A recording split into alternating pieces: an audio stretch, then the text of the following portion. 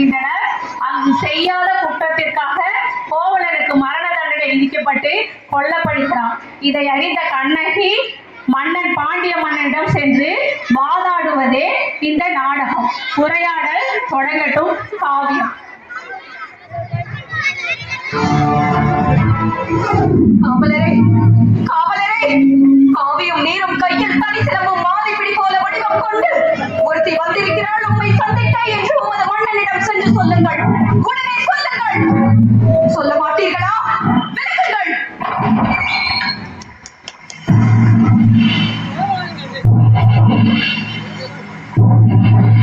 அரண்மனை காவலர்களை மீறி ஆவேச கோலத்திலே உள்ள நுழைந்திருக்கும் நீ யார்? நீதியின் இலக்கணமாய் பெற்று பெருமை கொண்ட திருமாவளவன் கரிகால் சோழனது பூம்புகாரே எனது ஊர். பெருவணிகன் மாசாத்துவானின் மருமகள். என் பெயர் கண்ணகி. உனது முறையீடு என்னவோ? நீதி வடுவான் நெடுஞ்செழிய பாண்டியனை துணிந்து இகழ்ந்துரைக்க வந்திருக்கும் கண்ணகி. உனது கொடுங்கோல் அளித்த அவசர தீர்ப்புக்கு ஆளாகி கொலையுண்ட கோவலன் மனைவி கண்ணகி நான் என்பதையும் அறிந்திடுக அரசே, அறிந்திடுக. ஓ, கோவலன் மனைவி, சிலம்பு திருடிய கல்வனின் மனைவி. போதும். யாகாவராயினும் நாகாக்க மன்னா, நாகாக்க. யார் கள்வன்? என் கணவரா கள்வன்? இல்லை, இல்லை. கையும் களவுமாக பிடிபட்டான் உன் கணவன். கல்வனை தமிழகத்தின் நீதி கொல்லாமல் விடாது என்பது உனக்கு தெரியும் அல்லவா? கொற்றவனே, குடை நிழலில் குஞ்சரம் மூர்ப்பவனே, எண்ணிப்பார்.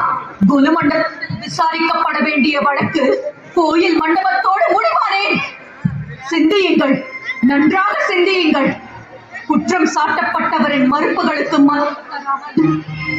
தெய்வாளின் வேலை அவ்வளவு அவசரமாக நடைபெறுவானே. இதற்கு பெயரா நீதி? இதற்கு பெயரா நேர்மை?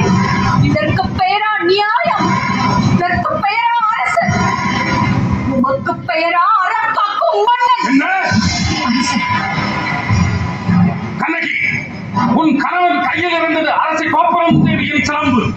கோப்பெருந்தேவியின் சிலம்பில்லை, கோவலன் தேவியாம் என்னுடைய சிலம்பு. நம்ப முடியவில்லை என்றால் உன்னை யார் நம்ப சொல்கிறார்கள்? நீ யார் நம்புவதற்கு?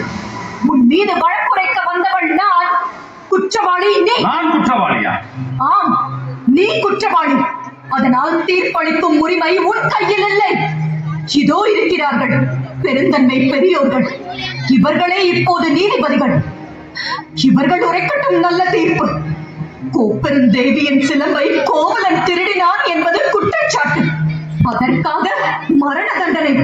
அது ஆராயாமல் அளித்த தீர்ப்பு. அதற்கு மன்னன் பொறுப்பு. இது என் வழக்கு. வழக்கிற்கு என்னமா ஆதாரம்? ஆதாரம் இதோ இந்த சிலம்பு. இதற்கு இணையான மற்றொரு சிலம்பை தான் என் மணவாளன் விற்க வந்தான். மாபாவிகள் அவரை கொன்று குவித்து விட்டார்கள். அப்படி என்றால் அரசை அணிந்திருக்கும் சிலம்பு? அவைகளில் ஒன்று என்னுடையது. அதற்கு ஆதாரம்? மதுரை பாண்டியா, உனது மனைவியின் பழைய சிலம்பிலே உள்ள பரல்கள் முத்துக்களா மாணிக்கங்களா? முத்துக்கள், அதுவும் கொற்கை முத்துக்கள். என்னுடைய சிலம்பிலே உள்ளவை மாணிக்க பரல்கள். அப்படியா? அதையும் பார்ப்போம். தேவி, இப்படி கொடு. இதோ பார். பார்த்தாயா முத்துக்களை? அடுத்த சிலம்பு.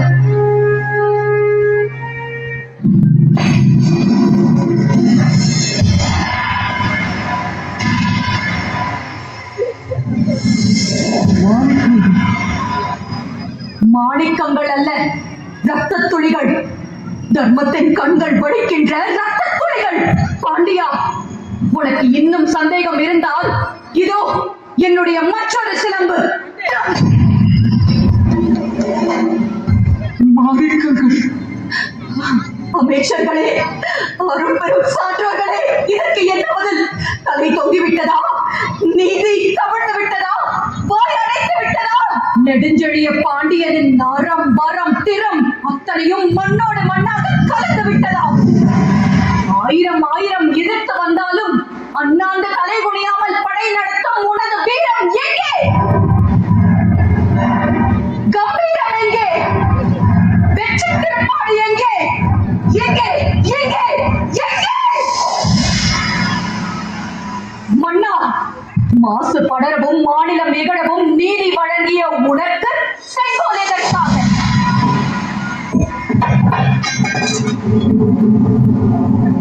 மாபாதகம் புரிந்த உனக்கு மணிமுடி எதற்காக?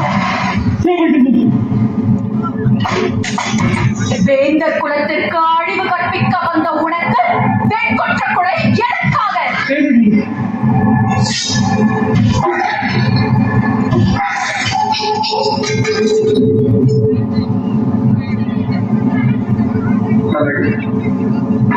உன் கணவன் கல்வன் அல்ல ஆராயாமல் அவசரத்தில் கொண்டு வருக அவனை என்று ஆணையிட்ட நானே கண்பன்